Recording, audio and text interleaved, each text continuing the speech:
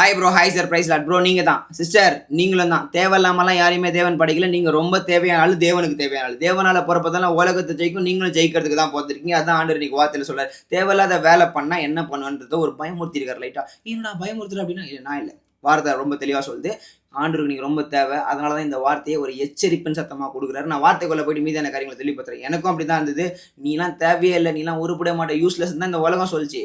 எங்கள் அம்மா அப்பா சொல்லியிருப்பாங்க, உற்றார் உறவினர் இவெல்லாம் வருவானா, வர வச்சிட்டாரு. தேவனுடைய கருத்துக்குள்ள அடங்கி இருந்தானா ஏற்ற நேரத்தில் ஏற்ற காலத்தில் வர வச்சிருவாரு. தேவையில்லாத இடத்துல இருந்தானா அச்சு விட்டுருவார். அதான் உண்மை. நான் வார்த்தைக்குள்ள போற பாருங்க. மத்திய 7 19 20 நல்ல கனி கொடாத மரம் எல்லாம் வெட்டுண்டு அக்கினியிலே போடப்படும், ஆதலால் அவர்களுடைய கனிகளினாலே அவர்களை அறிவீர்கள். நல்ல கனி கொடாத மரத்தை ஏன் வளர வைக்கிறீங்கன்னு நான் கேட்டேன். தம்பி, நீ ஒரு மரம் வைக்கிறன்னா அதுக்கு தண்ணி ஊற்றி பத்திரமா வெயில் காலத்தில் எப்படி பாதுகாத்துக்கணும், குளிர்காலத்தில் எப்படி பாதுகாக்கணும், பத்திரமா பாதுகாக்கணும். அப்பதான் அது கனி கொடுக்கும். இல்லைன்னா அது வேஸ்ட்டாக போயிடும். அதே மாதிரி உன்னை நான் படைச்சிருக்கேன். ஆவி ஆத்துமா சரீரத்தை பத்திரமா எனக்குள்ள, அது ஆவியானவர் சொல்றது ஆத்துமா கேட்டு சரீரத்தின்படி செயல்பட்டு கர்த்தருக்குள்ள நித்தமா அவருடைய வார்த்தையை நடத்தணும்னா பாவம் பண்ணாமல் இருக்கலாம். பாவம் செய்கிறோம் பிசாசனால உண்டாக்க போறோம். வசனம் சொல்லுது பாருங்க, பிசாசனால உண்டாக்கப்பட்டு பாவியா நம்ம இருந்தோம்னா வெட்டுண்டாக்குனில தான் பட போறோம். புரியுதா? நல்ல கனி கொடுக்கல. ஓகே, அப்ப கனிகளினாலே அறிவீர்கள். கனிகள்லாம் என்ன உங்க எல்லாருக்குமே தெரியும். ஓகே, அதை பத்தி நான் தனியாக ஒரு வீடியோ போட்டு இருந்தாலும் சொல்றேன். அன்பு, சந்தோஷம், சமாதானம், சாந்தம், இச்சையடக்கம், நீடிய பொறுமை, நற்குணம், தயவு, விசுவாசம். ஓகே, ஆமாம், விசுவாசம் லாஸ்ட்டால. பட் மாற்றி மாற்றி சொல்லலாம், அந்த 9 தான். இந்த 9 கனிகள் நமக்குள்ளேயே இருக்கணும்.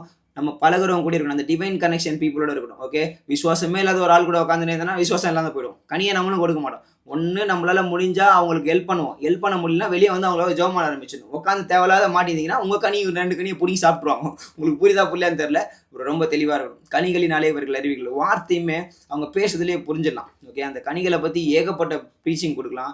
ஸோ ப்ளீஸ், நாளைக்கே பேசுகிறேன். மறக்காமல் நாளைக்கான வீடியோ நீங்கள் பாருங்கள். ஆவியின் கனிகளை குறித்து பேசுகிறேன். கர்த்தர் உங்கள் இடத்துல இடைப்படுவார். ஆவியின் கனிகளை உங்களுக்குள்ளே வச்சுக்கோங்க. ஓகே, நல்ல கனியை கொடுக்கறதுக்கு ப்ராக்டிஸ் பண்ணுங்கள். ஓகே, உங்களுக்கு நீங்கள் நல்ல கனியை கொடுங்க, மற்றவர்களும் நல்ல கனியை கொடுங்க, பிரயோஜனமானது. ஸோ ப்ளீஸ், முடிஞ்ச அளவுக்கு டிவைன் கனெக்ஷன், டிவைன் ப்ரொடெக்ஷன் இல்லைனா வெட்டுண்டா கனியில் போட போகிறோம். நீங்கள் ரொம்ப தேவனுக்கு தேவை. அதனால தான் இந்த வார்த்தையை பேசுகிறார். கனிகள் நல்ல நிரப்பப்படுங்க. நாளைக்கு வீடியோ மறக்காமல் பாருங்கள். உங்களுக்கு ஒரு குட்டி ஜோம் மட்டும் பண்ணிடுறேன். அன்பின் தேவனே, கனிகள்னால் நிரப்புங்க. அப்பா, இவர்களை நீர் தேவை என்று சொல்லி இன்னைக்கு பேசியிருக்கீங்க. இவங்க ரொம்ப முக்கியமானவங்க உங்களுக்கு ஆண்டவரே. ரொம்ப யூஸ்ஃபுல்லான ஃப்ரூட்ஃபுல்லான ஆளுன்னு நீங்கள் சொல்லிட்டீங்க. அதனால் இந்த வார்த்தையை பேசிட்டேன். இவங்களை பயன்படுத்துங்க, பலப்படுத்துங்க, வழி நடத்துங்க. நாளைக்கான மெசேஜையும் இவங்க கேட்கும்படியாக கிருபை செய்யுங்க. உங்களுடைய வல்லமையின் கரம், உங்களுடைய கனிகள் இவர்களால் நிரம்பப்படட்டும். இவர்கள் நிமித்தம் கனிகள் பரவப்படட்டும். கர்த்தருடைய வல்லமையின் கரம் இவங்களை பாதுகாத்து பலப்படுத்தட்டும்.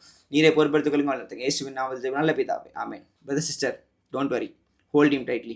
முடிஞ்ச சபைக்கு போங்க, கர்த்தருடைய வார்த்தையை பற்றி கொள்ளுங்க, அதுக்கு கீழ்ப்படிந்து நடக்க ஆரம்பிங்க.